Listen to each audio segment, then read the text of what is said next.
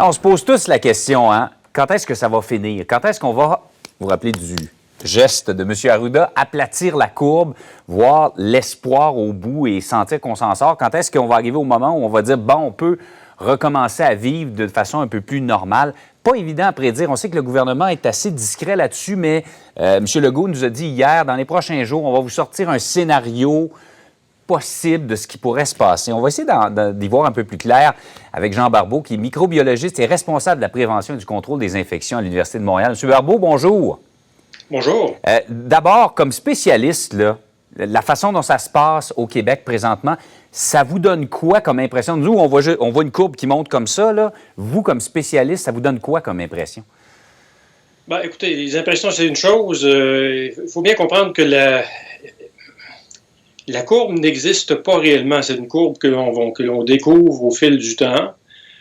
Actuellement, ce que l'on voit, c'est qu'effectivement, il y a une très forte accélération du nombre de cas au Québec, ce qui était, à mon avis, tout à fait prévisible. On ne peut pas véritablement encore prédire. Donc, quand vous dites que le gouvernement est discret, en fait, il est plus ou moins plutôt en train d'évaluer au jour le jour la situation. Donc, la courbe, est-ce que la courbe s'aplatit? J'ai l'impression que oui, mais il est encore un peu tôt pour le dire avec assurance. Oui. J'ai lu avec intérêt ce que vous avez publié sur Facebook il y a quelques jours. On dit qu'une personne porteuse du virus le transmet généralement à 2-3 personnes. OK. Je vous explique brièvement. Ça, c'est ce qu'on appelle le R0, en fait, qui est le nombre de reproductions. Alors, le R0, par exemple, pour la grippe normale, saisonnière, est à peu près de 0,9 à 2.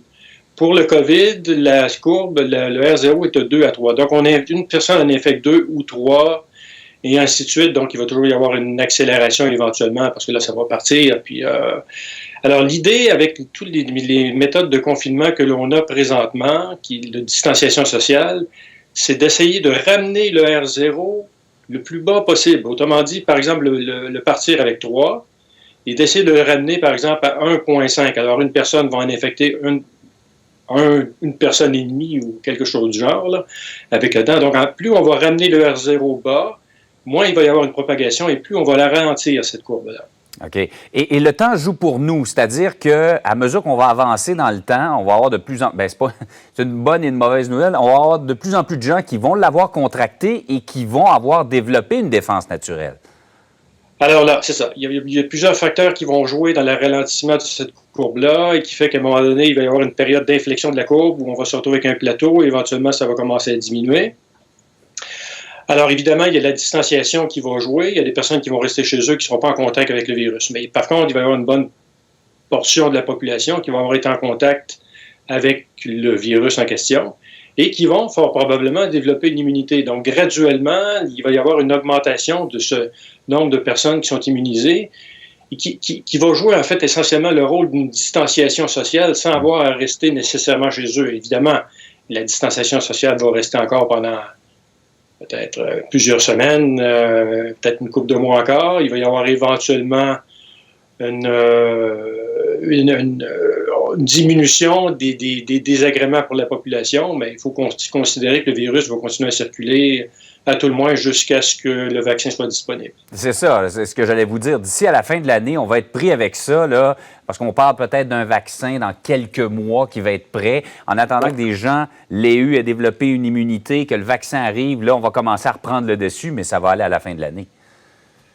Bien, écoutez, comptez, d'après ce que je peux voir, le vaccin ne sera fort probablement pas disponible avant le mois de décembre, peut-être avant si les choses vont bien, calculer le mois de décembre. On calcule normalement que pour que le virus puisse s'arrêter, supposons qu'il n'y avait pas de vaccin, là, pour que la pandémie puisse véritablement s'arrêter, il faudrait qu'il y ait entre 30 et 60 % de la population qui est en contact avec le virus. À ce moment-là, il y aurait une immunité qu'on appelle l'immunité collective ou l'immunité de masse, et qui va faire que le virus va avoir de plus en plus de difficultés à trouver des personnes pour pouvoir se propager éventuellement. Le vaccin va jouer éventuellement ce rôle-là, va prendre le relève, mais on ne peut pas compter uniquement sur l'immunité collective présentement. Absolument. C'est pour ça qu'on a mis en branle des mesures sévères. M. Barbeau, merci beaucoup de nous avoir expliqué ça ce matin.